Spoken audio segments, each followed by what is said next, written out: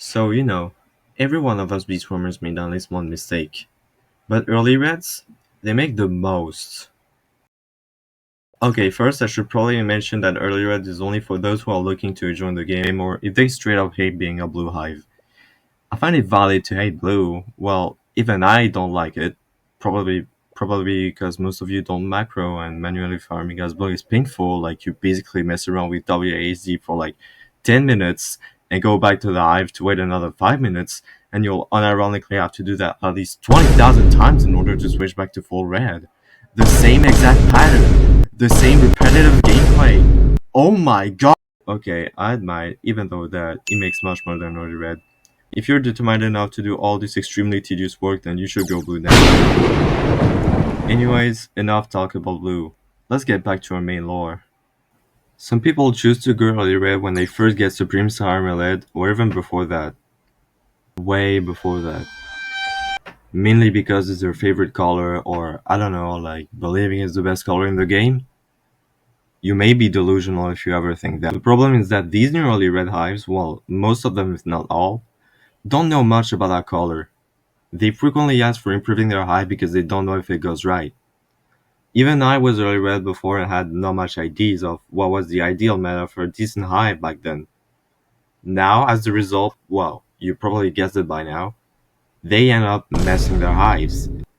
And therefore, messing up your hive results in horrible honey making. So for that we may start with our first mistake. Windy bee. No, it's not about chasing it. This one's good. It rewards tickets, sunflower seeds, some random stuff, blah blah blah. But the teamable version? Oh yeah, it is bad. You really think it's good because it grants more buff from clouds? Well, I know it's a positive stat, but there is a lot more bad than good. The tornado ability is the real troublemaker here. I mean, look at this section right here. You read that correctly, it destroys your haste stack. Haste is really important as red. Basically, if you don't have that, you will struggle reaching further targets, which can result in losing your entire precision stat. Yikes. Not to mention, it can also ruin really good lineups during Scorching Stars, like, imagine you're about to get a whole lot of honey by having everything up, okay? Well now, imagine this stupid tornado joining the party and ruining everything in its way. I also find it really annoying to be slow, like, sometimes I feel like it frustrates me. Also, yeah, all of its other abilities are pointless as red, so don't think about having this be in your hive. Please. Also, another point about the hive is that I found this.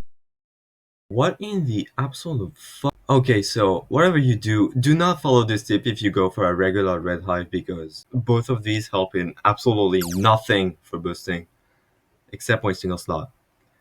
However, you can get those temporarily for their own purpose, like you can keep Vicious Bee if you aim for a high score and Stick Bug challenge and Puppy Bee for a leveling. I still discourage you for keeping Puppy Bee since you need a gift tip for the bonus to work. The Moon Amulet is a decent replacement for this, and for the Gummy Bee as well. But please, make sure to get rid of these two before boosting, that'll be nice. Trying to give spicy bees is good. Y'all may often try doing that with strawberries, which is pretty good, except for one case. Just don't try doing that while you're aiming for Dog Scythe, though you may be already cooked if you have a crippling gambling addiction, not gonna lie. For instance, you need on average 40,000 strawberries to get them gifted. This equals this many red extracts. This is about 25% of the strawberries needed for Dog Scythe, so that is a massive chunk of progress down to the drain. See what I mean now? Yeah, don't risk that. Dog Scythe also doubles what you make while boosting, by the way, so definitely go for that instead of risking strawberries while having a chance for nothing to happen instead. But you can give Spice Bees again after getting Dark Side, that's no problem. At least when you're done with the red extract and smoothie parts. Also, you should save your tickets while crafting red extracts or else you will have to play for this long if you want to receive them.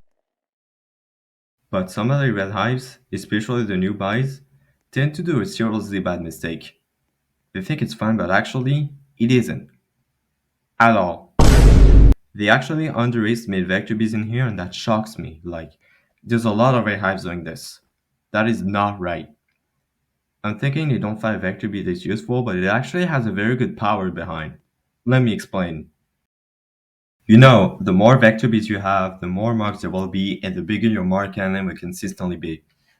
Which is a 2.5 time ball and bob, by the way, so it really should not be underestimated. But there's a greater power behind.